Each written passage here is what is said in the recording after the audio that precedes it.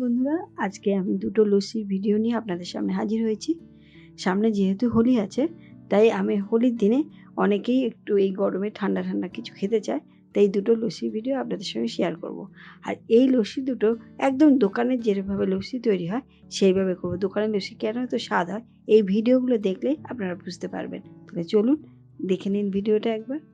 প্রথমে একটা মশলা তৈরি করব, তার জন্যে 1 টিস্পুন জিরে আমি একটু ফ্রাই প্যানে ভেজে নিচ্ছি।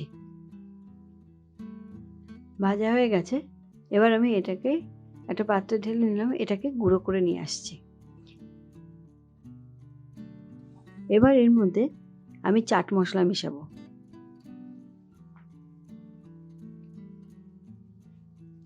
তারপর এই দুটো একসঙ্গে মিশিয়ে একটা মশলা আমি তৈরি করে নিলাম। খুবই ইজি লস্যিটা। এবার 500 আমি টক দই ঢেলে নিচ্ছি একটা পাত্রের মধ্যে। আপনারা কম বেশি নিজেরা আন্দাজ মতো করে নেবেন। আর এখানে প্যাকেটের দই ইউজ করলাম। একটু নুন দিয়ে দিলাম 1/2 টিস্পুন, আর 1/2 টিস্পুন বিট নুন দিয়ে দিলাম। দিয়ে এটা দুটোকে একসঙ্গে মিশিয়ে নিচ্ছি একটু। এটা আমি মেন বেসটা আগে তৈরি করে নিচ্ছি, যে লস্যি বানাবো তার বেসটা তৈরি করে নিচ্ছি। এবার 4 টেবিল স্পুন আমি চিনি এর মধ্যে দিয়ে দিলাম। চিনিটা যে যার আন্দাজ মতো দেবেন, যেরকম মিষ্টি খাবেন সেই অনুযায়ী দেবেন। এবার খুব করে এবার কিন্তু ফেটাতে হবে।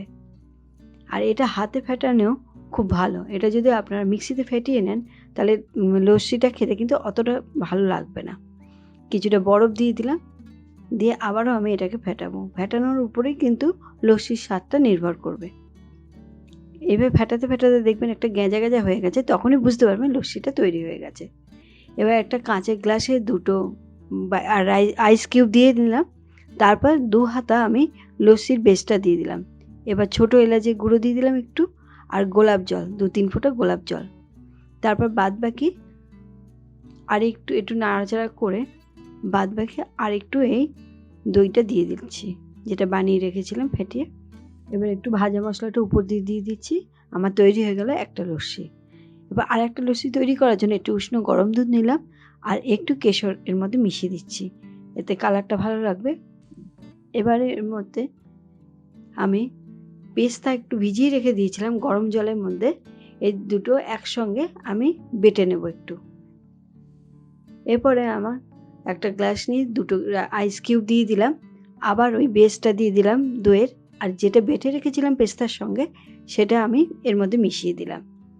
দিয়ে একটু ছোটো এলাচের গুঁড়ো দিয়ে এটাকে একটু মিশিয়ে নিচ্ছি।